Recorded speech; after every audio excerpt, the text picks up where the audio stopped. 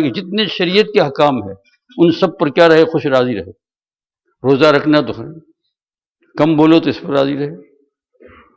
اپنی بیویوں کے ساتھ یہ سلوک کرو، اپنے شوہر کے ساتھ یہ سلوک کرو، ناجائز کام مت کرو راستے میں.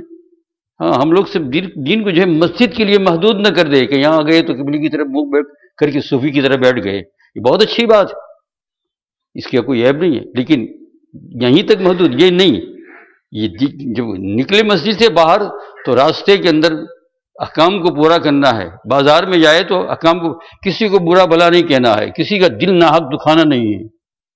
راستے میں کوئی گری پڑی چیز ہو اگر کسی کو لگ جاتی ہو تو اٹھا لے. کسی کو اس طریقے سے نہ بلائے کہ اس کا دل زخمی کر دیا، خالی مسجد میں صوفی بن گیا. یہ تو ہے، یہاں تو گناہ کرنے کی کوئی جگہ نہیں. یہاں کوئی لڑکی ہے، کوئی عورت ہے، کوئی نہیں ہے. تم کس کو دیکھو گے؟ کس کو دیکھو گے؟ کس کو نہیں؟ دیوار کو دیکھو گے. اور لیکن راستے میں جاؤ گے تو عورتیں بھی ہوگی، لڑکیاں بھی ہوگی. دکانوں میں جاؤ گے تو مرد بھی ہوں گے، عورتیں بھی ہوں گی. وہاں اللہ کے حکام کو پورا کرنا یہ اصل چیز ہے. صرف مسجد کے اندر محدود کر لے نا. مسجد تو ایک پاک جگہ ہے، بہت اچھی جگہ ہے. یہاں ذکر اللہ بھی جاری ہو جاتا ہے اور فرض نماز بھی ادا ہو جاتی ہے. لیکن اصل میں یہ حکام لے کر باہر جانا.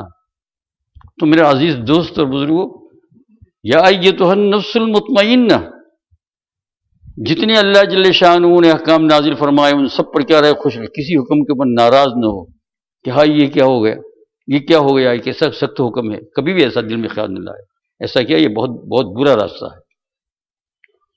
تم سے اگر ادا نہیں ہو سکتا ہو تو اللہ تعالیٰ سے معافی مانگو. بیمار ہو تو عذر تو اللہ تعالیٰ قبول فرماتے ہیں. اگر مسجد میں نہیں آ سکتے ہیں، جماعت کے ساتھ نماز نہیں پڑھ سکتے ہیں، عذر ہے، بخار ہے، یہ ہے وہ ہے، گھر میں نماز پڑھ لو، کیا حرج ہے. لیکن شریعت کے کسی حکم کے اوپر عیب نہ لگاؤ، کسی صورت کے اوپر.